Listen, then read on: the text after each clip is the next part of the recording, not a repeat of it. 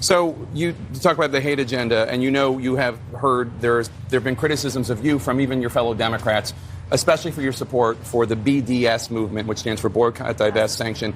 It's an anti-Israel movement. It's criticizing the racist policies of Israel, and it's a boycott, right? I mean, I think folks don't know when you say BDS, especially in country, when you say BDS, they're not sure what it means. Boycott, divest, sanction. I want to get your reaction to something that Senator Schumer said about BDS, which is a movement you support. Yes. He said, quote, "When there is such a double standard, when the world treats everybody one way and the Jew or the Jewish state another way, there's only one word for it, anti-Semitism. Let us call out the BDS movement for what it is." And I think one of the questions that Senator Schumer and other supporters of Israel might have is, why focus on just Israel? Why not also call for sanctions against other countries where you might have issues, such as Egypt or Pakistan or Saudi Arabia? Oh, absolutely. And I think if there was an economic boycott movement around Saudi Arabia, I'll be the first to sign up for it. I can tell you they're all around college campuses. There are Jews, Muslims, Hindus, all different kinds of backgrounds who are pushing back against racist policies in Israel because they see that the human rights violations of children being detained, the fact that my grandmother who lives in the West Bank right now does not have equality. She doesn't have freedom of travel.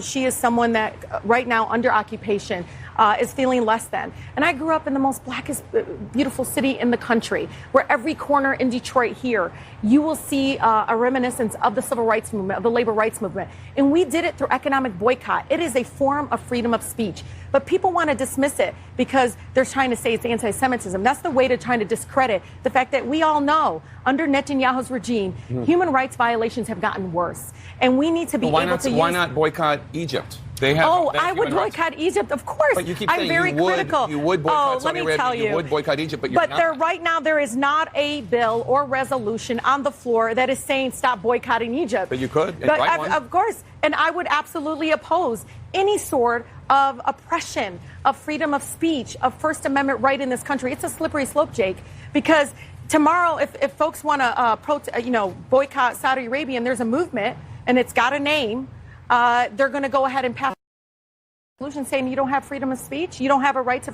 First Amendment, you can't be double standard. But of course, I would oppose any kind of oppression of that sort, of freedom of dismissing somebody's right, First Amendment right. And we have cases around the country from teachers who don't even know what's going on in Israel, who do not feel like they should wipe away their First Amendment right to be able to speak out through economic boycott. I know you want to talk about Michigan, so just let's last question on this. Do you think the Jewish people have the right to a state in the area where Israel exists now? Look, I truly believe the state of Israel exists, correct? But understand, does it exist in the detriment of inequality for the Palestinian people?